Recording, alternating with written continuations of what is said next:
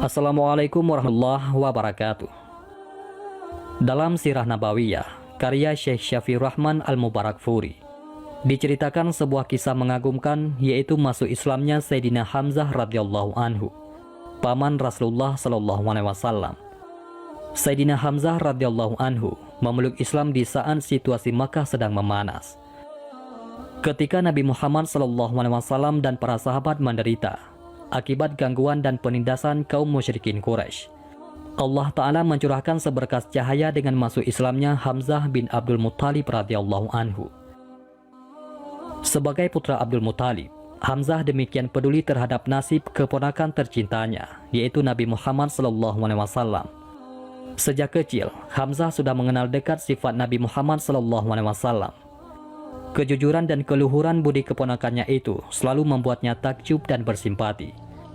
Beliau sangat paham dengan Nabi Muhammad SAW sejak kecil, karena umurnya hanya terpaut 2 tahun. Maka sejak Nabi Muhammad SAW mulai menyeru pada Islam di usianya 40 tahun, dan mendapat kecaman dan ancaman dari musyrikin Quraisy, Hamzah bin Abdul Muttalib selalu membela dengan sepenuh hati. Berkatalah Hamzah kepada pemuka-pemuka Quraisy, "Dengarkan baik-baik apa yang akan aku katakan ini. Demi Tuhan, siapa yang mengganggu saudaraku, yaitu Abu Talib dan keponakanku Muhammad, akan aku buat mereka marah dan tak sanggup menghadapiku." Andai saja tidak dicegah Abu Talib, yaitu saudaranya sendiri, Hamzah yang sangat ditakuti Quraisy sudah menghunuskan pedang, menyerang siapa saja yang menyakiti Nabi Muhammad SAW.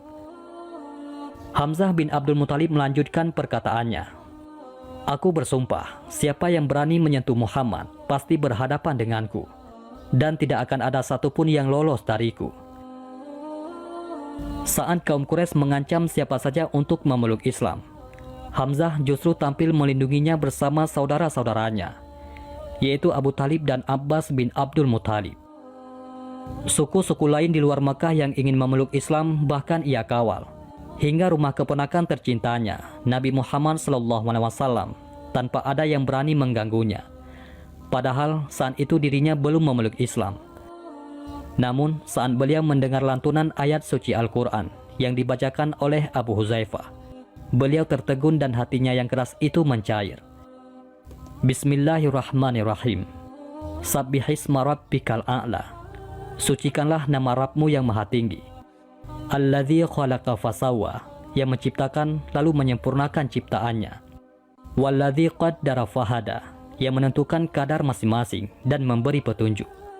Walladzi akhrajal mar'a, dan yang menumbuhkan rerumputan. Faj'alahu ghusa'an ahwa, lalu dijadikannya rumput-rumput kering kehitam-hitaman. Sanukri'uka fala tansa, kami akan membacakan Al-Quran kepadamu Muhammad sehingga engkau tidak akan lupa. Illa masya Allah, innahu ya'lamul jahra wa ma yakhfa, kecuali jika Allah menghendaki.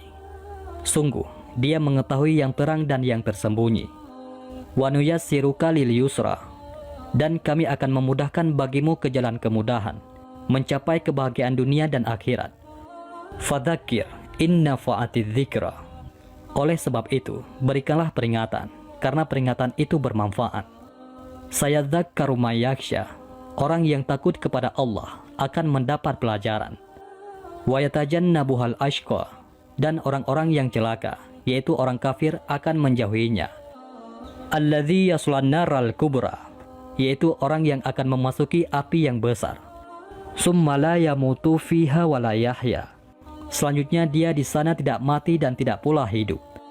Qad aflaha man tazakka, sungguh beruntung orang yang menyucikan diri dengan beriman.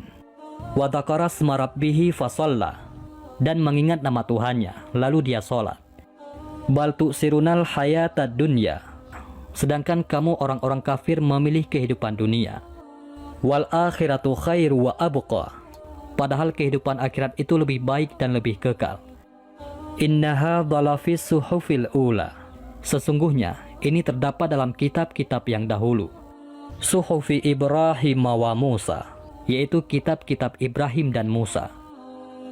Hamzah bin Abdul Muttalib begitu terpikat dengan untayan Al-Quran, yang lama-kelamaan beliau yakini bukan dari untayan buatan manusia.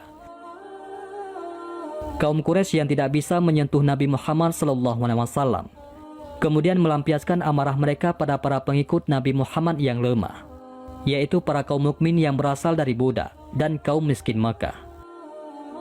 Hamzah bin Abdul Muthalib semakin geram. Beliau tak bisa membela kaum lemah pengikut Nabi Muhammad SAW karena tidak memiliki hubungan kekerabatan dengan mereka. Beliau baru bisa bertindak jika Nabi Muhammad, sang keponakan sendiri, yang disakiti. Hingga suatu ketika, Abu Jahal yang paling membenci Nabi SAW tak kuasa menahan diri hingga mencaci dan menyakiti Nabi Muhammad SAW. Mendengar perlakuan Abu Jahal, Hamzah bin Abdul Muthalib yang baru tiba dari berburu begitu marah dan langsung menuju Darun Nadwah, yaitu tempat berkumpulnya petinggi Quraisy. Hamzah langsung menghampiri Abu Jahal dan memukulnya bertubi-tubi dengan busurnya hingga tersungkur dan berdarah. Hamzah bin Abdul Muthalib berkata, "Hai si Hinadina, beraninya kau mencaci maki keponakanku. Padahal aku sudah memeluk agamanya. Kata-kata dia adalah kata-kataku juga. Rasakan pembalasan dari keluargaku." Seluruh petinggi Quraisy terkejut dengan keberanian Hamzah. Mereka semakin terkesima ketika Hamzah dengan amarahnya tiba-tiba mengucapkan kata-kata yang mengagetkan, bahwa dirinya seorang pengikut Nabi Muhammad SAW. Inni asyhadu an la ilaha illallah wa asyhadu anna Muhammadan Rasulullah. Inilah peristiwa Islamnya paman Nabi, seorang yang tak gentar menghadapi orang-orang yang merendahkan agama Allah dan Rasulnya, yang berjuluk singa Allah. Dialah Hamzah bin Abdul Muthalib. Kabilah Abdu Syam, yaitu keluarga besar Abu Jahal, segera bertindak melindungi dan akan membalas. Namun Abu Jahal melarang karena dia telah menyakiti keponakan Hamzah. Sejak saat itu, Hamzah bin Abdul Muthalib selalu mendampingi keponakannya, yaitu Nabi Muhammad SAW, dalam suka maupun duka, yang menjadi perisai bagi tangan-tangan yang akan menyakiti Nabi. Keberanian dan ketangkasannya yang menakutkan Quraisy membuka pintu bagi penduduk Mekah dan suku lain yang ingin memeluk Islam. Kaum musyrikin Quraisy semakin keras menindak para pengikut Islam dari kaum lemah. Andai saja tidak dilarang oleh Rasulullah SAW, Hamzah tentu sudah bertindak dengan pedangnya. Hamzah yang tidak kuasa menahan diri dari tindakan bengis Quraisy sangat mematuhi petuah keponakannya, Rasulullah Muhammad SAW, yang selalu memintanya agar bersabar, sekalipun harus menjalani hidup sengsara di lembah Abu Talib, saat kaum Quraisy memboikot Nabi dan keluarga besar Bani Hashim selama 3 tahun lamanya. Sayyidina Hamzah berkata, "Andai saja Rasulullah tidak memerintahkan kita untuk bersabar, maka akan aku datangi Quraisy yang memboikot kita, dan aku robek kertas kesepakatan pemboikotan. Aku memohon untuk memerangi kaum Quraisy." Lalu Rasulullah menjawab, "Bersabarlah, janji Allah itu benar." Saat Rasulullah SAW memerintahkan hijrah ke Madinah, Sayyidina Hamzah pun mentaatinya dengan sepenuh hati, sekalipun sebenarnya beliau mampu menghadapi kaum Quraisy. Di Madinah, Sayyidina Hamzah bersama kaum muslimin membangun kota Madinah sebagai basis dakwah Islam. Sayyidina Hamzah pun ditunjuk Rasulullah SAW memimpin ekspedisi pengintaian di jalur dagang Quraisy. Pada tahun kedua Hijriah, kaum muslimin bermaksud mencegah kafilah dagang Quraisy untuk mengambil kembali hak mereka yang dirampas musyrikin Quraisy. Kabar ini ketika sampai di Makkah menjadi kesempatan besar bagi Abu Jahal untuk mengobarkan api peperangan dengan umat Islam di Madinah. Saat itu, turunlah wahyu Allah yang mengizinkan kaum muslimin berperang. Hamzah bin Abdul Muthalib ditunjuk Nabi sebagai salah satu komandan perang di lembah Badar. Maka terjadilah perang sengit pertama dalam Islam yang dikenal dengan Perang Badar. Sekitar 300 pasukan muslimin melawan hampir 1000 personil musyrikin Quraisy. Perang yang diawali dengan perang tanding ini kemudian meletus dengan sengit. Sayyidina Hamzah berhasil membunuh tokoh Quraisy yang paling membenci Nabi, yaitu ayah Hindun, Utbah bin Rabi'ah, dan putranya serta adiknya. Hingga akhirnya kaum muslimin berhasil memenangkan perang Badar secara gilang gemilang. Hamzah bin Abdul Muthalib menjadi pahlawan perang Badar. Beliau tidak lagi disebut sang pemburu singa. Kini beliau dijuluki singa Allah dan Rasulnya, karena kegigihannya membela agama Allah dan Rasulnya. Perang Badar menorehkan kesedihan bagi kaum Quraisy di Makkah. Nama Hamzah disebut-sebut sebagai biang dari kemalangan kaum Quraisy. Aroma dendam merebak di Makkah. Hindun, istri Abu Sufyan, bertekad membalas dendam atas kematian ayahnya, yaitu Utbah bin Rabi'ah, paman dan adiknya. Hindun berkata, "Aku akan membalas dendam padamu, wahai Muhammad. Aku akan membalas dendam padamu, wahai Hamzah."